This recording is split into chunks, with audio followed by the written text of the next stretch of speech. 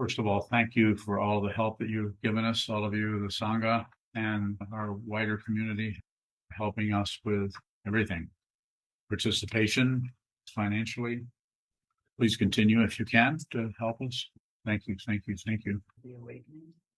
The confusion, that stuff that comes up that you're confused about, you're not sure, should I confuse, alternating, disagreeing thoughts about the nature of everything, conflicting emotions, sometimes that's called. I want this, but I should do this. Shouldn't I do that? Maybe I should. Who can I check with? Probably nobody. So you need to look at the confusion, and you can't just casually look at it like you're confused, because what the thinking mind will do is flip back and forth with judgment stories. You'll lay a story on this. Well, if I did this and this and this and this would happen. No, it won't. If I did this, if I don't do this and that and that. No, it won't. You have no guarantee of anything. You have no control. Capital C, capital N. You have no control. That's an illusion that you or I or anyone is buying into, that causes your consciousness in a particular area of the consciousness called the seventh consciousness by the Yogacharans, that doubles up into a knot. Ego, demand. I deserve this. I want this. I want control. I want it to show up this way. And I'm going to what? Fight for it. Tiring, isn't it? Very tiring. But the important thing to do, I think, and not that this is the only way, but the way I understand these teachings, having studied them for quite a long time and practiced a long time, I see these as a way to fundamentally, that you personally, you yourself, you don't have to believe in Buddhism or anything, but you, with your consciousness, you can sit down. It breaks my heart to see how this is ignored. And there's very few people saying what I'm saying right now. You need to see who this is, not this guy, but yourself. See who you are, so you have no doubts about anything. You understand deeply the nature of consciousness and the nature of your own mind, yourself. You understand it. This is the truth of the Buddha's Dharma as this old man sees it. And I am completely confident. I'm so confident about this that I don't care what you do, because I know what this is. And if you jump up and run out and go in another direction and build an empire somewhere, it doesn't matter. It doesn't matter, because anything you build is coming apart. Anything you create is coming apart. Anything you think up is collapsing, because it is dependently arisen and is based on the fundamental teachings of this awareness practice that is Praticca Samutpada, or dependent origination, or there are no two things anywhere. Another way of talking about it. And I'm not saying we're all one. That's ego language. We're not all one. We are not separate. So this is a way to do it, not the only way. Sit down, hold still. Shikantaza, just precisely this. Sit down, hold still, and just observe what happens in the mind stream. And if you can, refrain from adding to it. Refrain from your commentary. Just watch the play on the stage. Don't jump up on the stage and try to conduct the whole thing. Watch the way your mind begins to disagree, agree, or ignore. Sit in the front row is the image I often use, and watch what occurs. Just be an observer. You have no say-so about that stage, about that play, about the director, about the best boy. You have no say-so about the lighting. None. But it looks like you do. It looks like we do. Illusion, it's an illusion. And of course, if you get up and move it around, the illusion will go along with you. It will change this way, and it makes it even worse. It makes the play even more complicated. It would embarrass Shakespeare, because you're so good at making up stuff. It's just that You might not be quite the artist that he was. So how is the confusion, or how is that an awakening? How is that? It's just that to look at the confusion, you eventually see through the confusion, and you see the fundamental nature of who you are and what this is, that it is not separate. And when you do that, then all the confusion is seen as just not being separate from anything. You see the entirety, but you need to look at that which appears as something else for a while and receive it. No comment. Receive it. Painful, difficult, because it looks like your karma. It looks like the jagged edges of your mind stream showing up as the various stories that you have about who you are, where you're going, how you were treated, how you're going to treat somebody else, right and wrong, up and down, back and forth, the whole menagerie of otherness. Excuse me, there is no one else. Don't believe a word I say. But if you're listening to me, you can consider it. I'm just saying consider it. But if you believe it, then you're covering up your own Buddha nature. Don't believe anything. Don't disbelieve anything. And certainly, don't ignore it. Just look at it. Receive it. The world is presenting itself to you, the consciousness presenting it to you, to itself to you in its pristine purity. It is already completely, utterly, and totally perfect. You need to see it, but you're not going to see it by looking for some kind of artificial conceptual purity somewhere. You will only see it by looking right into the forest, right into the twining vines that we studied, Dogen's teaching of twining vines. We look right into the twining vines. Look at the chaos, rather than looking at the chaos and then finding out who's causing, what's causing it. And if this would stop and they would stop doing this, then I wouldn't have all these terrible feelings. Bullshit. Don't bullshit yourself. See what this is. It's painful, or it can be. Some people might even listen to that and say, isn't that painful to me? Well, maybe you should sit on your butt and face the wall for a few years, 10 or 15, maybe 20, maybe 30. Sit down, hold still, and insist on seeing this. Have the intention to see what is true yourself. You see it. You can do that. It will take a long time. I'm completely devoted, dedicated, and highly motivated to help you see this. There's not much in this for me. And if there is, I probably won't be around to collect it or see how famous I become.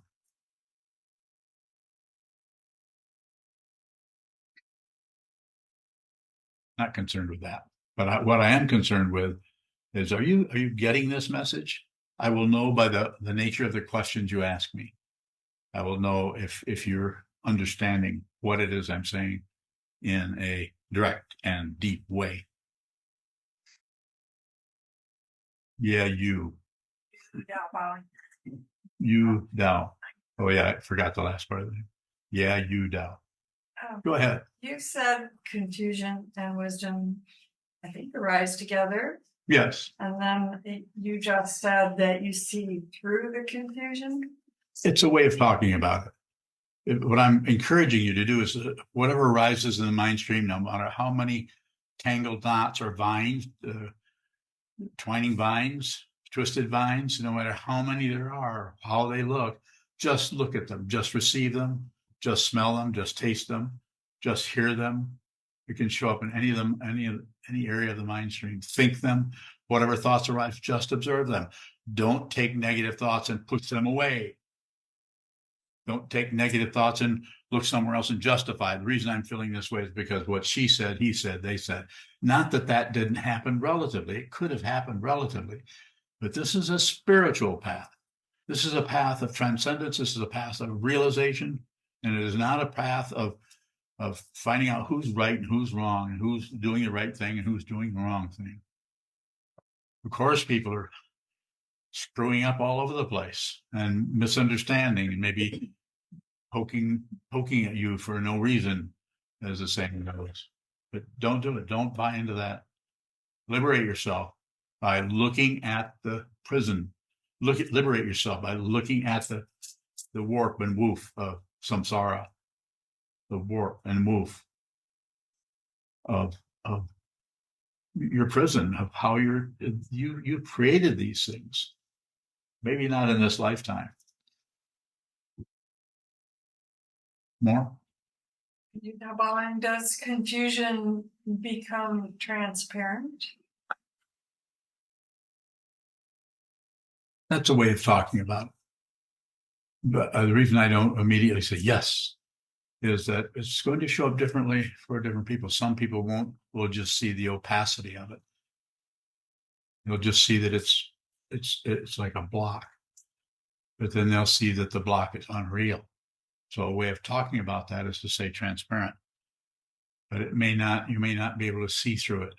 But by seeing that, you will see that what was mentioned earlier is wisdom and craziness or confusion arise together.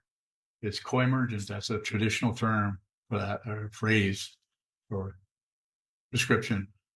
They come out together. You see that you no longer are at war with anything, but you see that awakening and confusion are not two different things. But you need to see instead of search for awakening, you need to see the illusion. You need to transcend this world. And this world is driven by passion, aggression, ignorance, right and wrong, up and down, back and forth, war and peace. And I don't need to point anything out. Just look around you to see the craziness that's all over the place, where people are right and the other people are wrong, and we go after our enemies and all of that. Starting out in our own house, in our own families. More. Go ahead, sir. Andre Bowling, does what arises in the mind also arises outside the mind, same time? Yes. Does what we think in our mind stream that arises in our mind stream, and we grasp it and produce and have a storyline and make a storyline? Does that storyline arise and manifest in the material life this material illusion that we call life? It could. Would you elaborate more on that, please? No. I don't elaborate.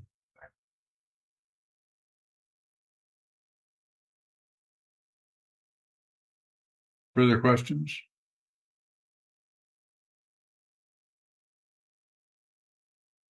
In here?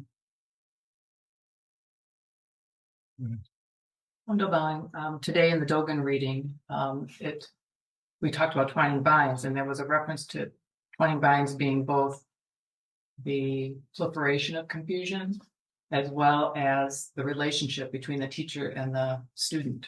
Yes. In contemplating that, it seems like both are imperceptible, both are intimate.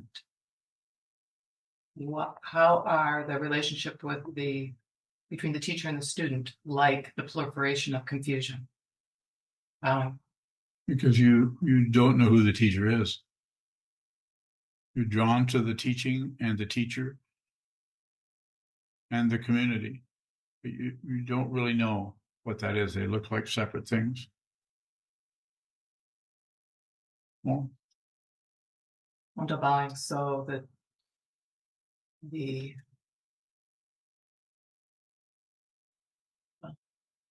relationship with the teacher is like confusion, because we cannot see the teacher, cannot see that relationship. Yes.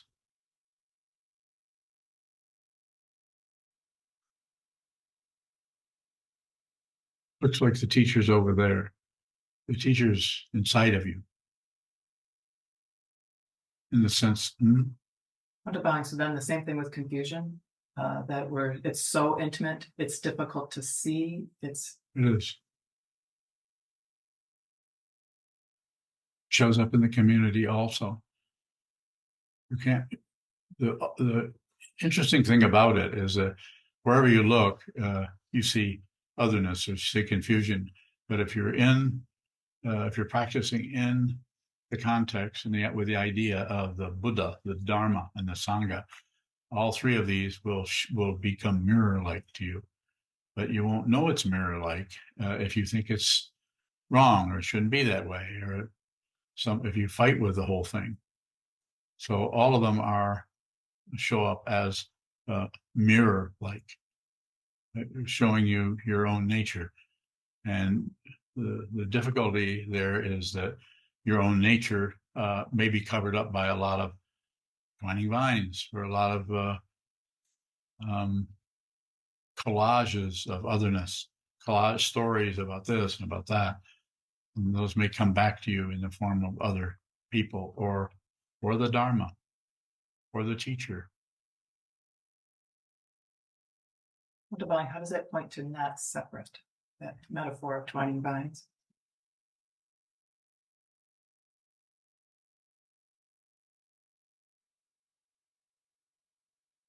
If you're a practitioner and if you're dedicated to this path, then you continue to look at that no matter how it feels. You're not dissuaded by the conclusions the stories that might come up in your mind. You continue to look at them, continue to receive them. And the way it points to that is maybe below the surface of your conclusion about the teacher, your conclusion about the Dharma, your conclusion about the Sangha, the community. Just look at those conclusions. Don't use those to run away. Don't use those. People do this occasionally. Don't run anywhere. Don't go anywhere. Continue to practice. As it said in the teachings, practice like your hair is on fire, because it is. It's just an image to say, time's running out. You were brought into this realm by whatever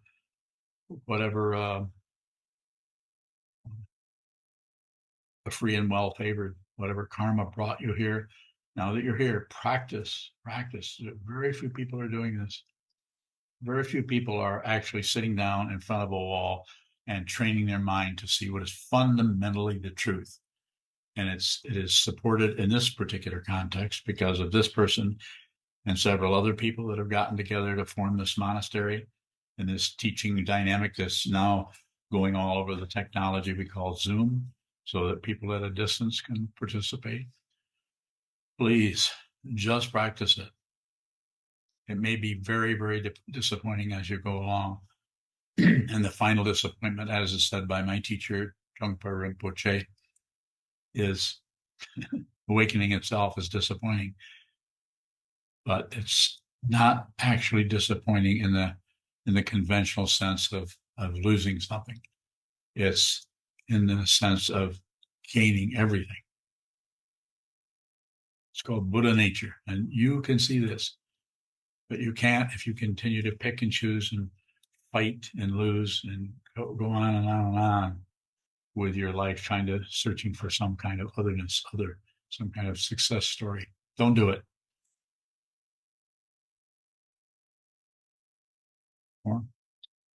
It seems like that metaphor points, and the way you're talking points to an intimacy of both confusion and Buddha nature, that we're just not separate from. They're not separate, yes, but we have to look at that, at the separation, at the feeling that it's separate. It's something else. We have to look at the separation. We have to look at the twining vines, the warp and woof of relative truth, and see that stitching this way and this way and this way that create an incredible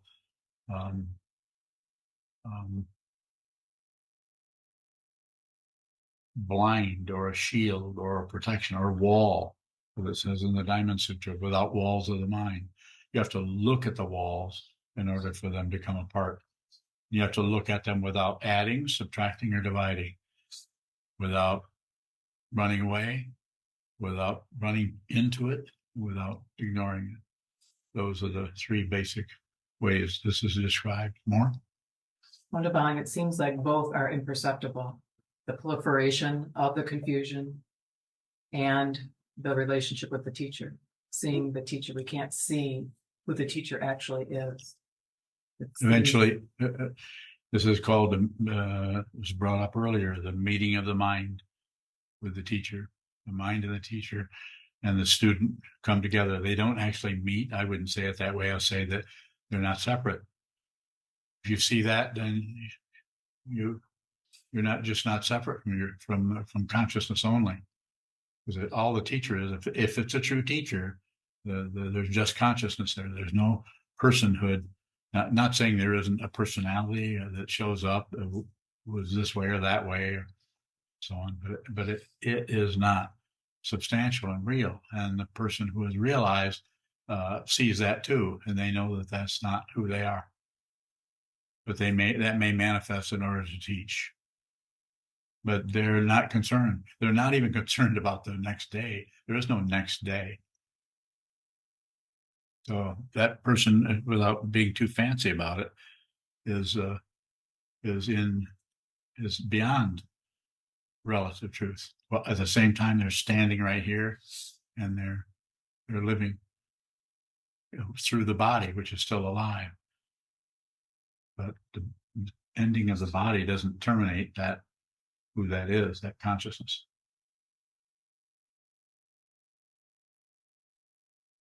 How do I know that? I'm looking at it.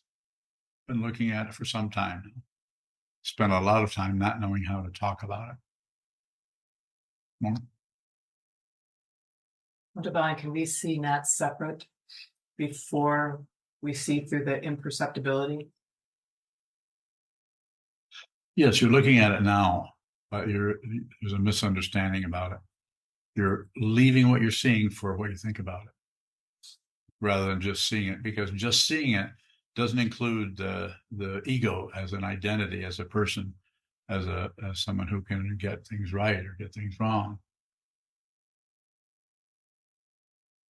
Yeah. Well, Divine, I'm aware of doing that right now, where I am Adding because I'm searching for understanding. the kind of understanding you're looking for is relative understanding, which is totally valid. We have to have that, or we can't have computers, clocks, walls, buildings, people, clothing. We can't. That's the relative understanding. But when it comes to the spiritual path, it's not that it doesn't include that in some ways, and there are ways we could talk about if you ask questions. But the fundamental understanding goes way beyond the relative right and wrong, up and down, back and forth, a needle, no needle, light, no light. Divine, how do we receive your teaching in a Dharma talk like this when we ask a question and we see ourselves looking for the understanding? And don't think about it. Just listen. Just receive. It's just receiving. This is true with anybody. If you're sitting up north with your mom, if you're sitting down at the table with her and eating breakfast, which I know you did just recently, just listen to her, and don't jump away from what she's saying into her Christianity that she's involved in, that actually helps her continue to live. Don't jump away from that into she's wrong, she's incorrect, how crazy she is. I'm not saying you're even thinking those things. We're just saying, but there's some kind of a change rather than just receive that. You're not threatened by that anymore. Never were, really, but there might be a little bit of irritation happening there. Is there? No? Used to be, I would say. Okay, but not so much anymore. Would you attribute that to training your mind? And our opening to more of a deeper relationship. Both of us are moving Good. towards each other. Yeah, very good. And meeting people where they're at is surprising how that's not really threatening. You can actually just be with all things, including people who have all kinds of different ideas about who they are and what the family's about and what you should be doing and you know, like you shouldn't be here in a monastery because you should be what, practicing Roman Catholicism. Isn't that correct? Pardon me for using your personal life. More?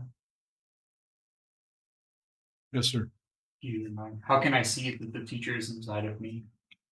Continue to look at the teachers that is in front of you.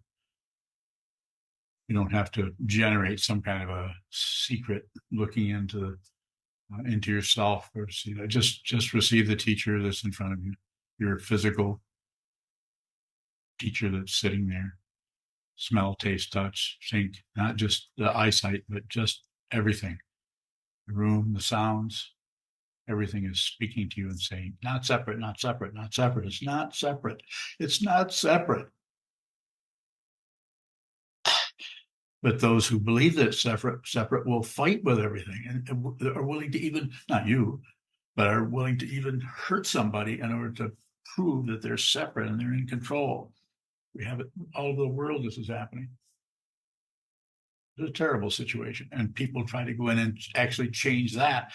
It's like walking into a landslide, trying to stop the landslide rather than going to the source of the landslide, which is what? Global warming. Well, not global warming particularly, but go to the landslide in yourself and find how that starts. And look at that and see that is dependently risen. That you don't have to vote for that situation or push on it. You could actually just be present. More? Is the contrast pointed out anything What contrast? between the teacher and myself? Yes, the contrast is pointing to your belief in duality because it's intense. You sit and look at another person. It's an intense separation between you and the other person. Wouldn't you say? Pretty intense. It's so believable. When I say don't believe anything, I know you can't help it. I can't help. But to be aware that part of your dynamic is believing in something, that's what's continuing to support that.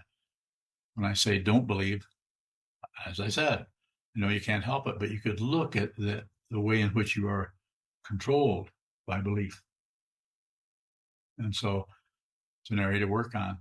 In other words, with the awareness, just be aware that you're doing that. And if you don't stop it, don't stop it. And if you don't fluff it up or convince or tell a story about why it's okay to believe that because it's true, and you don't ignore it, then it starts to come apart because it needs the support of your consciousness, your dynamic of consciousness as a living being to push, pull, or shut down. And if it's not getting that, then it comes apart. And what comes apart, again, is a belief that you're a solid being so that you can liberate yourself, so that when this body-mind complex dies, even before that, it will start to happen. You'll see that you're unreal. And you'll begin to understand your true reality, which is beyond all of this. We're not disowning, we're not getting rid of anything because it's an illusion. More?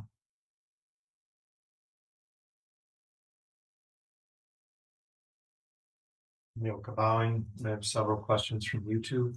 Go ahead. Adriana asks, or says, bowing, what is refuge? So refuge in the Buddha, the Dharma, and the Sangha is a way of changing your materialistic outlook on life so that you can, you're kind of, maybe you can't leave home, maybe you can't become a monk, maybe you can't go move next door to a temple or a monastery or move into one, but you can receive the refuge vow, observe the refuge vow, which is refuge in the teacher, who is someone who is sane, who is not at war with anything, and who sees the truth and is a guide or mentor for you on your path of awareness. And the Dharma is a truth that the truth of the teachings that, of course, here we would say the truth that the Buddha taught in so many ways, possibly the teacher taught, and the community that are of people that have tuned into that and it resonates with them, and they are inspired by that and are trying to practice that, and that is your Kalyana Mitra or spiritual friends they might be confused on a different level than you are, but since they're tuned into the same teaching, pretty good people to spend time with. Sangha. And I like to present it the way we present it here, that I prefer is we study the Dharma together as a community and include the teacher. And that way you've got every day you have all three of those. Here you have the teacher, not those historical Buddha. I'm not saying that. You have a teacher, hopefully a true teacher, and you have a Dharma. Like today at noon, we were studying the 13th century works of Dogen Zenji. And then we have a small community of 10, 12 people or whatever it may be who talk about this teaching, interact around it in a supportive way, not just particularly arguing about it, but trying to help each other understand that. Milka. Yoka bowing. Thomas in the UK says, love you, Sokuzan, wishing you fast healing. And then his question is, of all Dogen's writing, oops, I missed one. First question, if Zazen is a refuge from obfuscation of the true self, what is the ego a refuge from, and what persistent drive creates ego's gains? Ego is driven by with the energy of the three poisons of passion, aggression, and ignorance is driven by fear of losing, fear of disappearing, fear that someone will or something will come along and destroy that which we think we are. We think we are this body. We think we are this mind, and we are not. So fear. And if you realize that the ego is unreal and the mind is unreal, then you're liberated and you are fearless. Doesn't mean fear won't show up, but it can't find anybody who's afraid. It's just fear. And you in this body mind may still have to feel that, but you don't leave the fear for some kind of personal threat. You may even enjoy the fear on some level, because you see it's like very much like watching reading Marvel comics.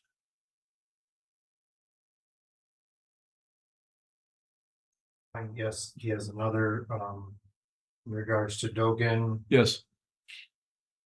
What do you think in the Shobogenzo is some of the most helpful? Page 462, page 928, page 13. And I think with 28 to 48 is pretty good, that area. Anything in there. It's so different with each person. I mean, the one that's always puzzled me is with the Uji, time being, or being time. I don't know how many times I've read that, and I still don't understand. But it does something in the mind stream. You read that, you contemplate that. And this is a translation out of the Japanese into several different translations, but it's just an astonishing work that takes you, because it takes you into an area of the consciousness that you can't find any kind of a support. You can't find you got a wall, you can't find a ladder. You got a basement, there's no steps going down, but you see it's like you can't get to what he's talking about. It's an astonishing. It shows me how amazing his understanding was, that he received pointing out instructions from what's his teacher's name? Rujing in China. He went to China. He couldn't apparently couldn't find a teacher in Japan, so he had to go to China to connect with the cow dung lineage, which is now Soto Zen. And I would say that would be a good one.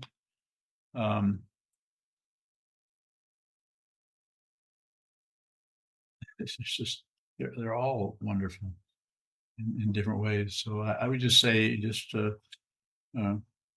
read through it a few times, then you come back and tell me what you think is best. Any more there? No. Okay, Andre. Andre Bowers. In a previous As It Is Dharma talk, you spoke on consciousness takes form where it's needed. And in that question, somebody asked, they asked about human being. You said, yes, consciousness can take the form of a human being.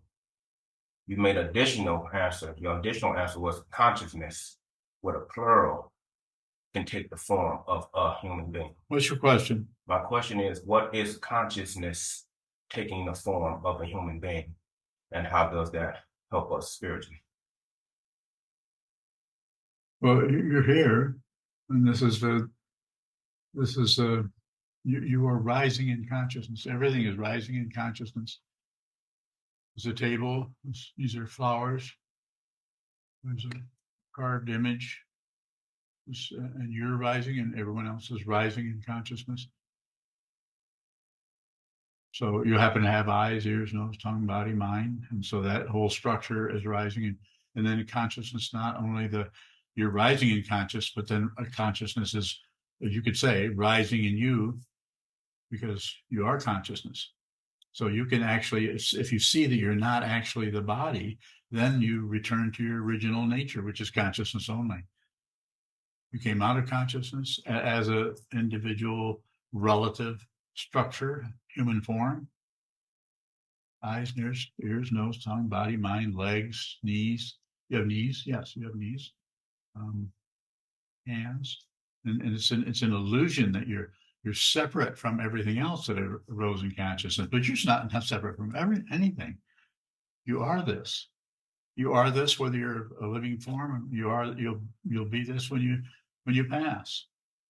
I can predict that when you die, that you will see in your consciousness that nothing happened. Good luck. Are you saying consciousness with this plural is like your arms, your eyes, your ears, or is it consciousness with a plural that's in your mind, like some people would describe as split personality? Split personality? What describes, people would describe. You say many consciousness can form in one human. They're not separate, but they separate. They're not separate. Fundamentally, nothing is separate from anything else. It just looks like it. That's the illusion part of it. Consciousness is having a hell of a good time with this. Is it? I don't know. I don't care. It's a way of talking about it. It's showing up in all these different forms, and then it watches what happens. But there is no singularity called consciousness. There's just consciousness only. There's no otherness to it. You have to realize it. And it will not give you any proof. That's why it's so astonishing and it's so difficult and can take your whole life, if not many lifetimes, to realize what this is. If you realize it, you have no doubts. You are so certain of this that you're willing to die tomorrow. Not that you want to die, you're still here, you have friends, you have your mom, so there's things going on. But the fundamental understanding is you're not concerned with it. And not looking forward to that. There is no forward. There is no forward. It's just this. And it keeps showing up and showing up and showing up. More? Thank you. Are there any further questions? Come on, you guys. You got all these monks sitting here, and I don't have any questions. I got Jishin bowing. Jishin, are you a monk? No. Not yet. Go ahead, Jishin. How do you meet somebody where they are when you discover that that person lied and manipulated you over years? Bowing. Well, it's very situational, so I can't come up with a protocol for doing that, but I can say just listen to them. And if it's too difficult or it just smarts too much, if you can't do it, then do it, just limit it. Listen to them for 3 minutes and then say, whoops, gotta go, I got an appointment, get away from them. If I'm following at all what it is that you're addressing there. Am I getting close to it? Or is there something else? Well, this is the situation which actually happened this afternoon. I suddenly discovered that someone whom I've been helping for several years lied to me, and these were pretty serious, important issues. Yes. And even when I realized this and confronted, she kept lying. And so for me, right now, it's a matter of taking a position for the future in this relationship, where I felt kind of extremely responsible for doing what I was doing for her, and I feel somehow lost in approaching that situation. Can't you just cut the ties with this person? If the person has been lying and deceiving you, just don't go any further with it. Just end it. Stop talking, stop communicating, stop. She'll get is it a she? Yes. Yeah, she'll get the message. But you don't have to go back and with any kind of punishment or a decree that I will never help you again, and how dare you do this to me, just be respectful for her confusion, but this doesn't mean help her anymore. Stop. You ask me, I'm telling you.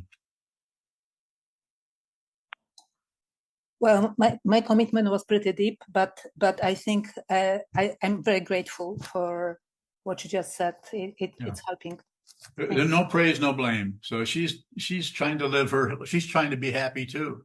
She just doesn't have a very good structure for doing it, and it's based on taking advantage of other people, apparently, to try to be happy, because she's probably justifying that by all kinds of stories about how she's been mistreated and she has a right to do this to you because you're better off than she is, or who knows what. But don't go into that story area where she can apologize and she can tell you a bunch of things.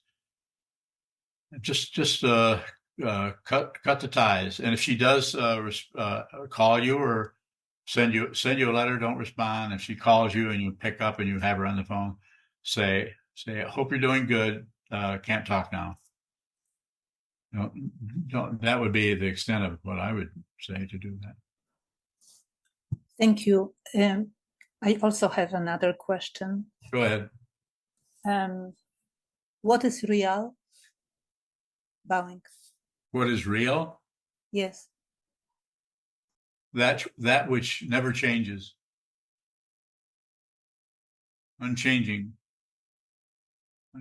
This is the very name of the Tibetan practices, is Vajrayana.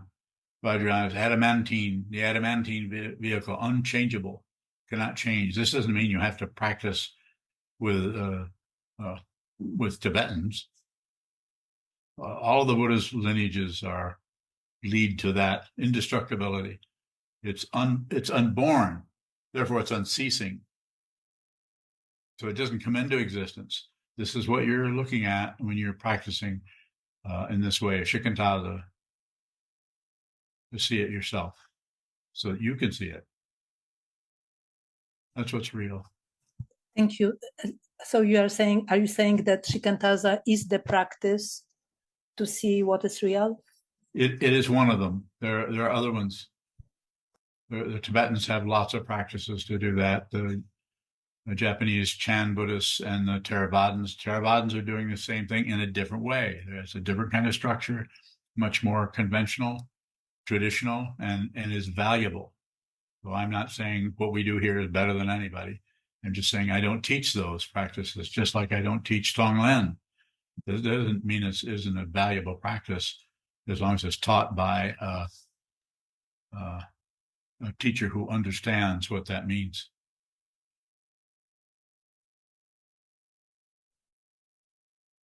Thank you. You're welcome. Yes. When you're bowing, when you started your talk, you talked about how this is like a landslide. Yes. And then I think you said, I don't care what you do. It really doesn't matter. So is practicing bodhisattvas, how can our practice affect that landslide that we have no control over? It transcends the landslide.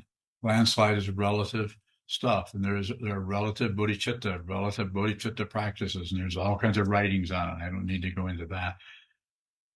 But it's addressing what we think is real and finally seeing that is illusion, that it is an illusion. It's ultimate bodhicitta, the practice of the bodhisattva. It's both. It depends on the particular bodhisattva. So you can read about that if you have a more specific question about it. When you're bowing, is there freedom in saying it doesn't really matter? I don't think that's a particularly good approach to it, because that's more of a dismissive kind of thing, which empowers the person who's dismissing to be somebody. Well, that doesn't matter. No, it matters. Everything ultimately matters. It matters because it's not separate. The path to that is to see that you're, the way I use it with the body is that you're not separate from what's happening in Asheville, North Carolina. You're not separate from what's happening. You're separated so much you can't see it, but you're also separated from the people behind you. You can't see them, but they're there. So receive, receive, receive. And if you need to do something about this or that, then do it out of kindness and consideration for the suffering that's going on around you. When you're bowing, in the scene of not separate, are the three poisons present bowing? In the seeing of it? Yes. Oh, we are. They might not be particularly active, but there's something going on in there. That energy is still there. It has been said that, and I can't think of the teaching, but that those are transmuted into different forms of wisdom. You can see that if you look into Buddha families. Welcome. Those are good. You just said everything ultimately matters. Yeah. It's not separate. Do we have to consider that it matters to receive it and be responsible for it? Like there's no standard for that, but a little bit. Just be the way I would talk about that is just say, be aware. Be aware of what's happening in your mind stream and be aware of what's happening around you. Be considerate about what people are saying or doing. That's what I would say about it. You have a more specific question?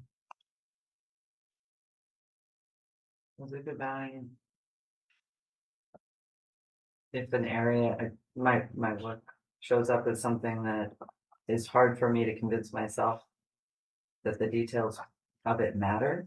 Mm-hmm. So I'm wondering if that attitude is preventing me from being able to receive it and be responsible in it. It's a form of ignorance. I don't know if I would call it ignorance. What would you call it? What does it look like to you? What are you doing? What does it feel like when that happens? Avoidance. Huh? Avoidance. Well, that's ignorance. Level of aggression. Avoiding. But watch the avoidance and watch the aggression before you try to hammer at it or push at it or blame someone for it, including yourself. Blame you, like just to say, "Oh, there I go again." Don't do that. Have a little hesitate to use this word, but a little humility about it. You're not really in control of anything. You can actually lose. You can actually, you might feel when you do that, just realize that you can't really stop that. You may have to have that come and go and come and go and come and go. You'll be okay. That's a good value. It seems like in watching myself do something or to respond in a patterned way like that, there is a subtle expectation that watching it is going to somehow shift it or make a difference. Is that I think you said earlier that awareness, I've heard you say that awareness, I'm listening. I'm not finding the right words. Anyway, does watching patterned behavior, if I could just watch it without doing anything about it, would that have some impact? Would that change anything? Don't be concerned with it changing it. It's the intention around it. It's not the outcome. If it's the outcome, then we're right back into relative kind of manipulating things. Just do it. Just do it. Just like when you prostrate to the altar, when you sit down, you just sit down. You're just doing it. You're just going to practice. You're not looking for results. You're not looking for a change in your mind stream and see if you're getting better. You're just going to see what is true of yourself. Going to practice shikantaza. I can say more if you have it. Come ahead. Sokuzan, is the intention in watching ourselves do something off the cushion the same as it is on the cushion? It can be. I mean, is it still to see the truth or be with all things? Just intend, so that you're slowly lifting yourself above the warfare in the world without leaving it. You're still here. Gravity is still helping you walk. You can't walk without gravity.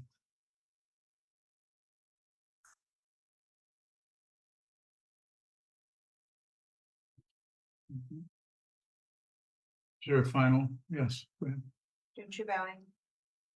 When I'm irritated by other people's questions, what is that showing me? Okay, what she said, do you hear? When I'm irritated by other people's questions, my voice, not hers. What is that showing me? Anybody want to answer that? So that's a great question.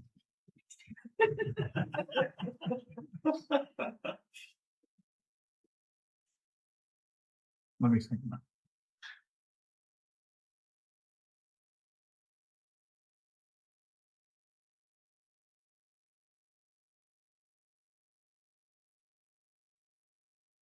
I don't know. So I know, but I can't answer the question because I'm not you. So I don't know what it's showing you. But could you ask another question in that direction? It'd be helpful. Anytime someone asks, is this or that dependently arisen?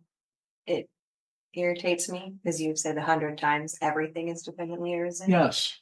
So if I'm getting irritated by that, am I not receiving something about the question?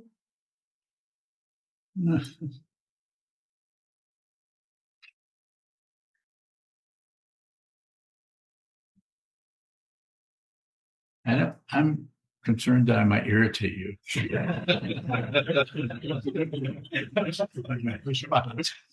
Let's see. How can I do this? In a respectful way.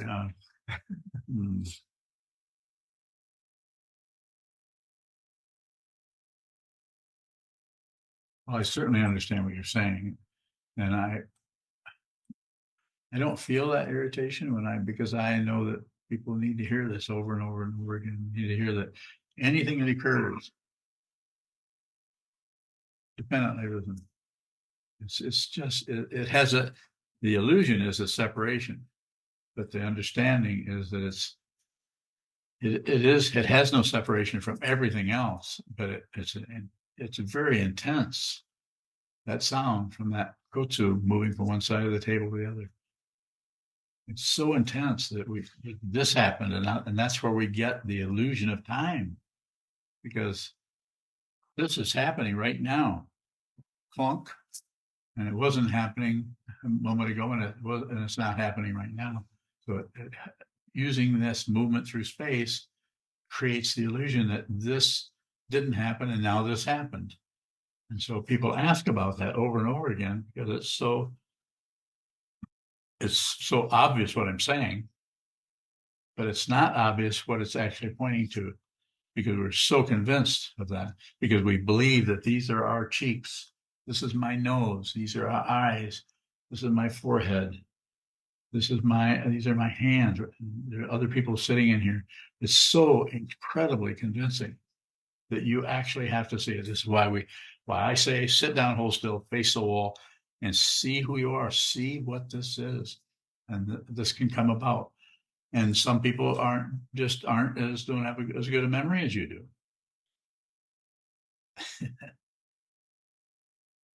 You see me? I'm looking around at everyone. Everyone's grinning. I mean, everyone is grinning. Even the screens that say Fareed, Sandy L, Cindy H, Greg B, Isaac, Brian Perry, Jen Wade, Mary Jean, Nicole, Nishika and Maya, Susan Hirschfield.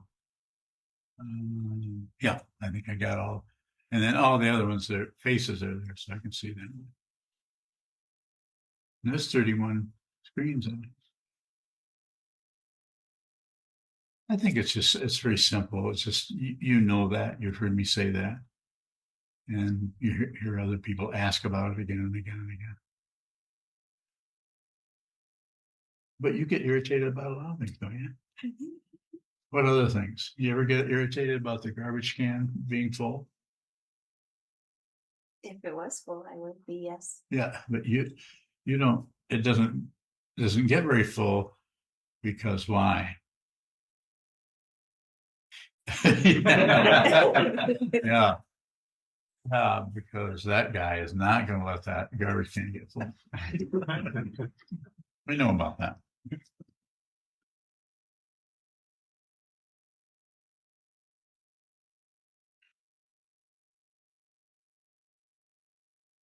What's his Dharma name?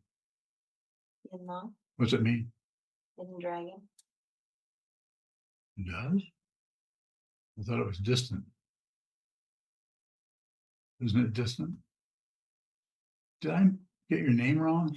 I thought it was. The private name is Distant Mountain. Oh, it is. I don't know. I have to go look at it. You got your Roxy with you? Turn it around and let her read it. What does it say?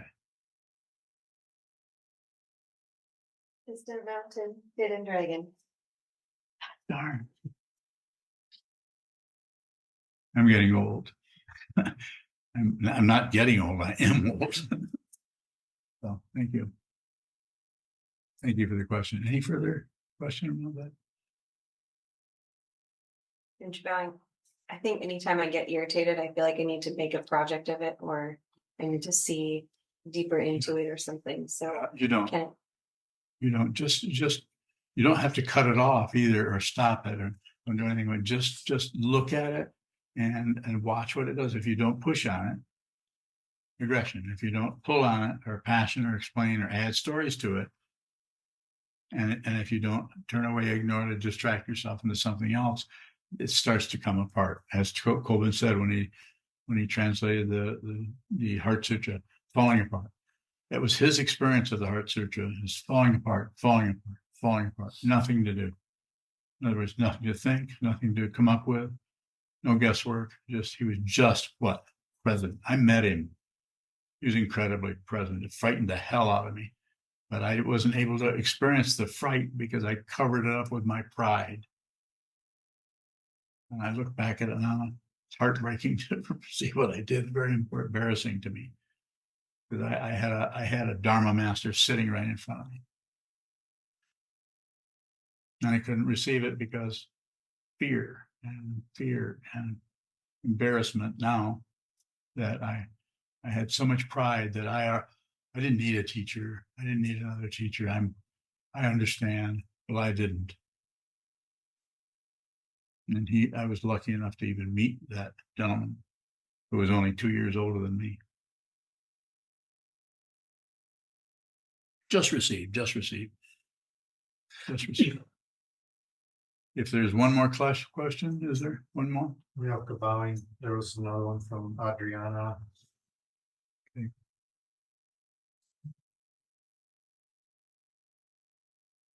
Adriana bowing. Is taking refuge the same as running away or hiding? No, to receive refuge in the Buddha, the Dharma, and the Sangha is actually gluing yourself to the teachings. I'm not recommending anyone does this. Don't do anything unless you have to. But what I am saying is, if you want this kind of help, which you may not, you're fine just attending and listening. You can do whatever you want. There's no right or wrong here. But if you need to be more attached, you could say, just to help you practice, for anyone who gets up in the morning and bows to the altar, it's not worshiping. Is you have an altar that represents a transcendental path, a spiritual path, and you bow and you say, I take refuge in the Buddha, I take refuge in the Dharma, I take refuge in the Sangha, and I take refuge in the teacher. And all you're doing is saying, if I'm going to have any kind of reference point, which we all want reference points for our life, let's try this. Let's do this. But again, I say don't do it unless you have to. In other words, if you're going back and forth, it's not time to make that kind of decision. Just don't do anything. Just continue. You can continue to listen, continue to meditate if that's what you're doing. You can do whatever you want. But it is not running away. It's my understanding of it, having done this for a long time, is it's just the opposite of running away. You're putting yourself in an area where you cannot turn away from the truth, because the Buddha Dharma, the Buddha 2,500 years ago, realized something. And what he realized was the true nature of existence and non-existence, life and death. And he began to teach it. And some people were interested in that. And down through the centuries, this has been passed on as a lineage. And as if you listen to our morning service, when we have it, that's what we do. We recite that.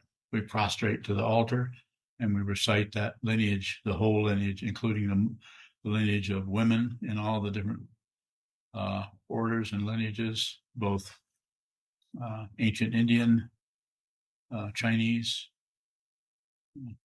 Tibetan, Japanese,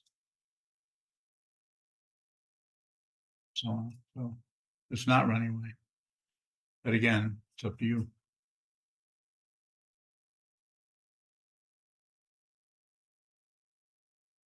Very good. Thank you. Hi, I'm Senshu, one of Sokuzan's monks. Sokuzan offers his wisdom tirelessly with complete love and devotion. If you value these teachings, Sokuzan, the mandala of SokukoJi, please consider donating at sokukoji.org. Thank you.